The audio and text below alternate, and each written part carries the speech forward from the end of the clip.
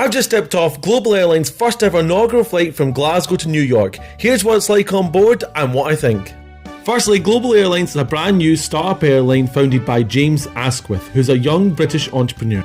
His goal is to build a fleet of up to 50 Airbus A380s that will offer a service better than any other airline.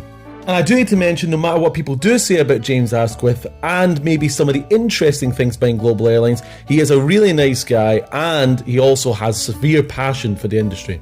Even to get this far is an unbelievable achievement. As to be expected of an inaugural flight, the boarding took place a little bit later than expected. Most of the big YouTubers in the industry were also present. Now, this aircraft was actually an ex-China Southern A380 and was stored in the desert since 2021. Since Global have purchased it, they haven't changed much about the interior, out with the carpets and the upholstery and all the seats. This is the downstairs economy cabin. Due to the passenger load on this aircraft, nobody got to sit in the downstairs economy cabin. So instead, all economy passengers were put in the upstairs economy cabin at the back, which is a much more comfier 2-4-2 configuration. Waiting for us on our seat was an amenity kit, which is super rare for economy these days. Not even Emirates offer that. It was filled with things that not even business class travellers would expect. I especially appreciate all the Global branded products. That was a nice touch. There was also a certificate to mark the flight and our meal menu, which again is rare for economy.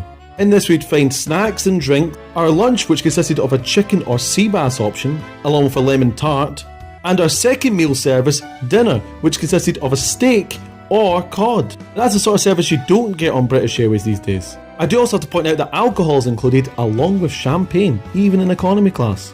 For my first meal I had the chicken. Now this flight isn't actually operated by Global as they don't have the right to do so yet, so it was operated by Portuguese company Highfly. The food service didn't start until about 2.5 hours into the flight, which is longer than expected. However, I must say the meal quality here was very good. Second meal arrived about an hour and a half before landing. I chose the steak, which again was pretty decent, and something unexpected for an economy class. One thing I did hear that was in business class, they only got one meal service, and that was due to how slow the crew was. Now that's not really a Global issue, but more of a Highfly issue, and something that they could probably discuss between each other. Now I must say, although the aircraft has had brand new carpets and the seats have been reupholstered, I must say that they're not the comfiest, and their reupholstery job isn't the best. Plus, the in-flight entertainment system and the screens was not working. However, you could connect your mobile phone and do it that way, but that's not great on a 6 to 8 hour flight. The business class does look smart, however I'd say with the meal service that people got there, plus the issues with the entertainment not working, it does make it a little bit of a lacklustre experience.